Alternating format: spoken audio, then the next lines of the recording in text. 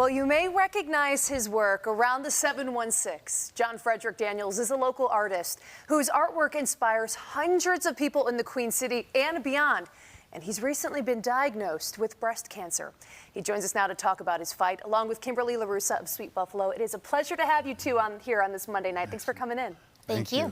So you are part of a very rare statistic. Less than 1% of men are diagnosed with breast cancer. Talk to us a little bit about that journey, when you found out and what you've been going through.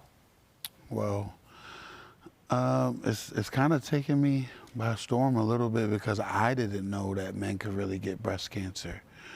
And I had an aunt that passed away, and I needed to take care of my health. And I had a little lump on the left side of my chest, and I would tell my family, but you know, as men, a lot of times we kind of like push things off. Oh, I'm tough, and it didn't feel anything. You know, I didn't feel anything in my body or anything, but it was there. And so my family said, look, you need to at least go get it looked at. And mammogram, went to biopsy, and I got breast cancer.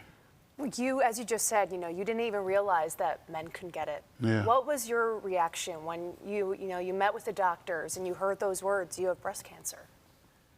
My first thought, because I'm a worrier, was like, oh my God, you know, I don't want to lose. I got kids. I don't want to pass away. That was the first thought. Then the second thing was like, can I fight it? Is it something that I could do to fight it and, you know, counter it? Because I'm a fighter. I could fight it if I have the opportunity to. Yeah, you know, let's talk a little bit about your artwork, because you are a truly beautiful artist. You know, just looking at some of your work, not just the murals that people may recognize. I mean, we're seeing some of them scroll on the screen here, but even just, you know, your portraits, and you have a very unique style. Talk to us a little bit about, you know, your artwork and the inspiration for what you create.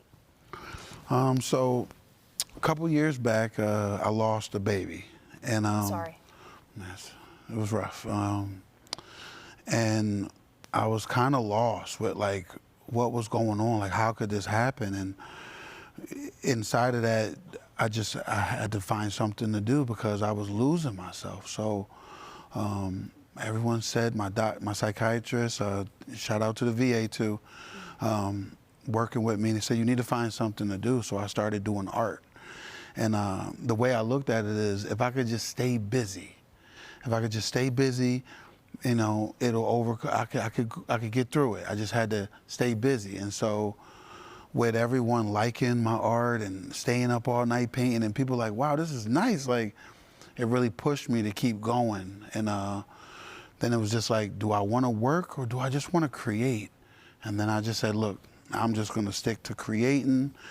I love it here, and it puts a smile on people's face, and I want to continue to do it. So it's just been a couple years. This will be my 4th year doing art full time, and it seems to be working. Wow. That's beautifully well said. You know, considering, you know, thinking about, you know, that drive to just create art, and then now to see what you're going through.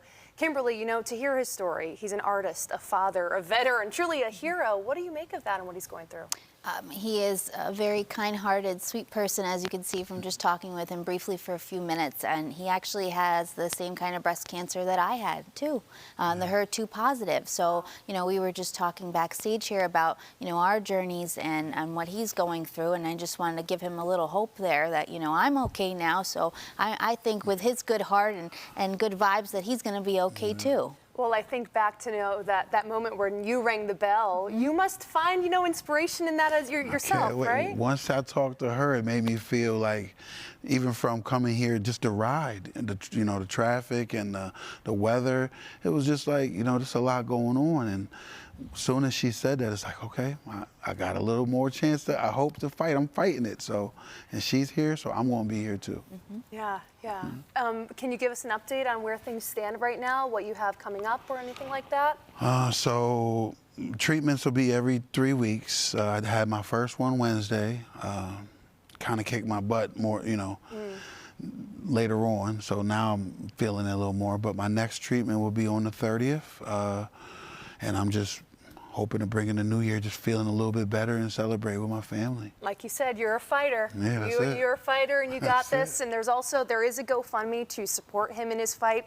We, of course, will make sure we have that linked on our website, WIVB.com. And also, really quick, if people want to maybe see more of your art, is there a way that they can, get in touch? And maybe, I don't know if you sell any pieces, but if they wanted to get in touch about that side of things? Yeah, we got, okay, so Fred's the Artist on Instagram, FREDZDA Artist. We do have an art gallery, Gallery at Seneca, short for gas. It's on Seneca Street, and you can find me there. And, Awesome. and my name is John Frederick Daniels on Facebook. Perfect. So, So again, they'll be able to find this entire interview up on our website, WIVB.com. You got this. We're with you. Thank you so much for coming on you. tonight, you two. Thank you. Thank you.